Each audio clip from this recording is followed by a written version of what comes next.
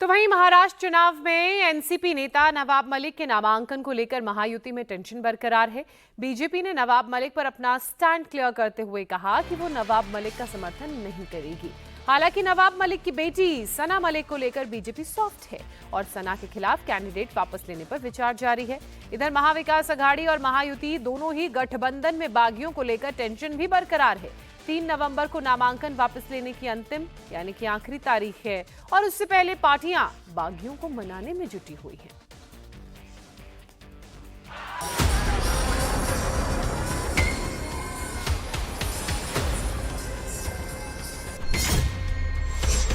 नवाब मलिक पर महायुति में टेंशन, क्या है बीजेपी का रिएक्शन?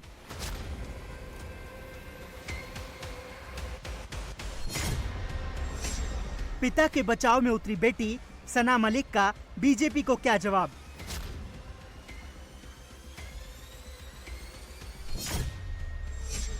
महायुति और एमवीए में कितने बागी, कौन बिगाड़ेगा किसका खेल?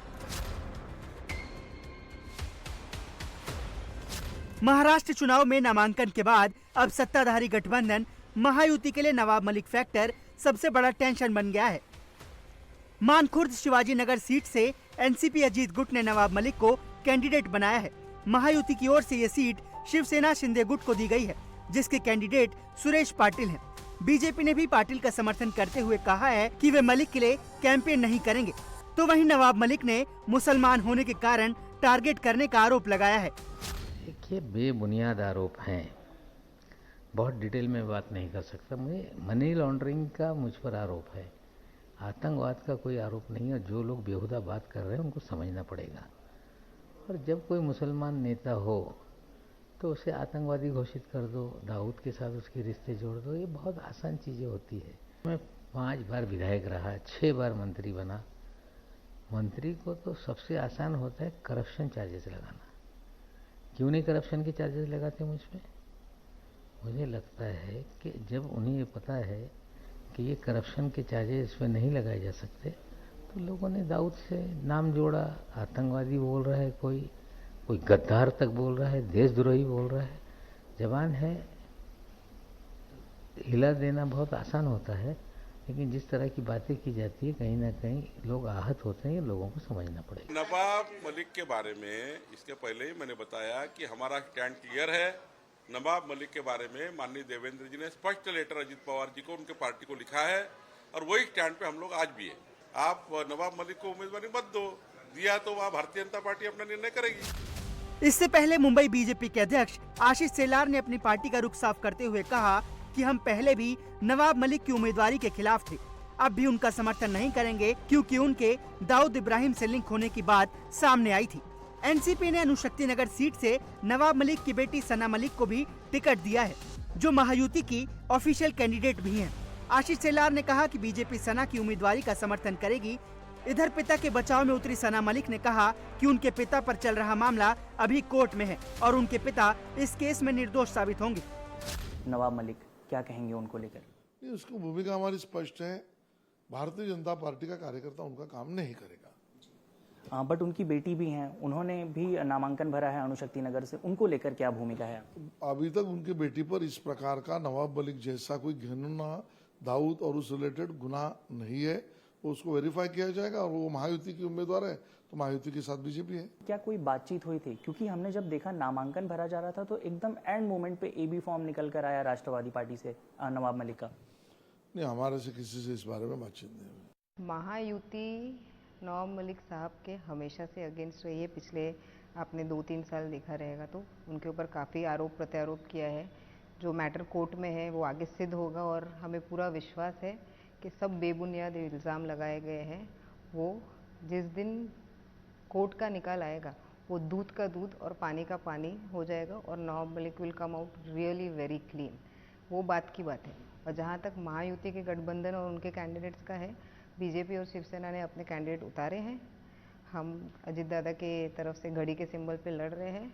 मतदान हमारे साथ है, हम दादा के साथ। इधर नामांकन के बाद दोनों ही गठबंधनों में बागियों ने टेंशन बढ़ा दी है।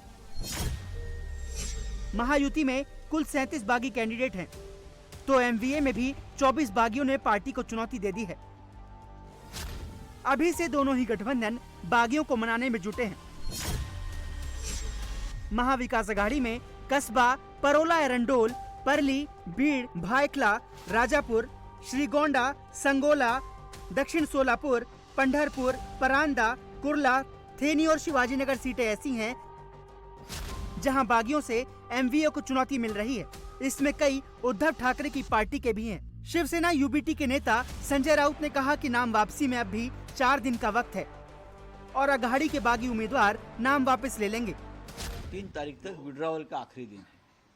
उससे पहले हम सब लोग बैठकर चर्चा करेंगे और ज़्यादा से ज़्यादा लोगों को हम उनकी जो नॉमिनेशन है वो पीछे लेने के लिए हम उनको रिक्वेस्ट करेंगे और हमारी बात हमारे लोग मानेंगे, हमें मालूम है। इधर डिप्टी सीएम देवेंद्र फडणवीस ने भी बागियों को लेकर कहा है कि उनसे बातचीत की जा रही है।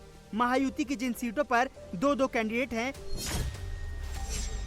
उनमें बोरीवली, अहेरी, पचोरा, अमलनेर, बुल्ढाणा, अमरावती, महकर, मावल, ओवला, माझीवाड़ा, उदगीर, पाथरी, जुन्नार, पैठण, एरोली, जालना, कल्याण ईस्ट, सिलौद, मानखुर्द, शिवाजीनगर, सावंतवाड़ी, अणुशक्ति नगर, करजत, सोलापुर सेंट्रल शामिल हैं। हालांकि कुछ सीटों पर महायुति की पार्टियों के बीच फ्रेंडली फाइट होगी। फडणवीस ने कहा कि माही में बीजेपी राज ठाकरे के बेटे अमित ठाकरे को सपोर्ट करेगी।